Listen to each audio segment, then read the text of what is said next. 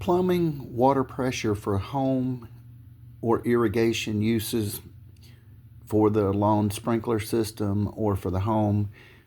What the question is, when one's water pressure is too high or somewhere not in the range where it's a conducive situation for the homeowner, to where when they turn the pressure on it's extremely high, or for some reason one may have to call the plumber incessantly because of leaks, etc., or they do the job themselves and they just notice something just a miss, and it's very difficult to put your hand on. But and then perhaps one has either a plumber or test the water pressure themselves and realizes the water pressure could be say over 75, 80, 100, or worst case scenario, well, not necessarily worse, but over 100. More water pressure, in my opinion, is more water pressure is better than not enough, because it's easier to bump the pressure down, in my opinion, than increase the pressure. So the question here is, we're dealing with water pressure. We have home use, we have irrigation use. This is for the lawn sprinkler system. This waters the lawn, the irrigation, the trees, shrubs, however your irrigation system's set up, how many zones you've got, 1, 2, 3, 4, etc. The home use is for the water pressure coming from the meter feeding the home. So now the question is, if the water pressure is too high, we're going to need to, or somebody will have to, either the homeowner, do-it-yourselfer, or the plumber, or friend, or whoever you choose. But notwithstanding, a pressure reducing valve may need to be installed. So now the question is, when one installs a pressure reducing valve for the home, should they install two? This is the question of this video. Okay. Question: should one install one and use the sprinkler system off of the one pressure reducing valve to get the pressure between, say, 65 and 75 psi, or should they install two autonomous pressure reducing valves, one for the sprinkler system, one for the homeowner use, for the residential, for the home itself? My opinion is, and again, sometimes some of these things don't have a right or wrong answer. They're very subjective. So each individual will have to assess whatever they feel.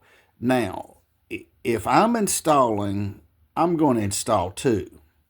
Okay, I'm going to install 1, 2. I'm going to have one of these for the house and one of these for the sprinkler system.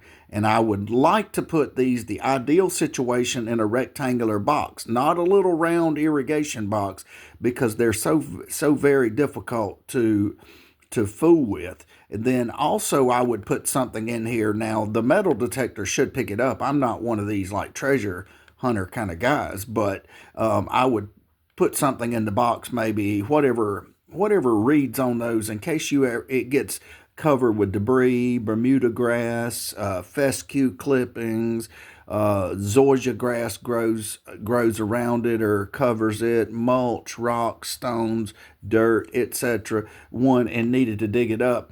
And the reason I would use a rectangular box, would be, say, a little bigger than 8.5 by 11 sheet of paper, but something along that lines, probably a little bit bigger than that, and or two of those, the size, and it would be like a rectangular box. Many of them are kind of black and then have a green lid, so that way I could pop the lid and adjust the water pressure here if I need be. So again, now the topic of this conversation is, okay, the water pressure. So if the water pressure at the street is 80 to 100 pounds and we need to get it down to 75, we know we've got to put this in. But my opinion is, I would put one of these either in the house or underneath the house directly where the main feeds underneath the house. And that's, again, that's a subjective situation. One has to determine where they feel the placement of it is the correct placement. I would have one more of these dedicated for the irrigation system only, and this would be in a separate box, like a rectangular irrigation box in and of itself. So now again, let's recap: water pressure, home use, irrigation use. Irrigation, this is lawn irrigation. This is not overhead fire protection. This is lawn irrigation for the sprinkler system for the trees, the grass, the shrubs, etc. So question is, pressure's too high, we need one of these. So in my opinion is, I would put two. I would put one for the house.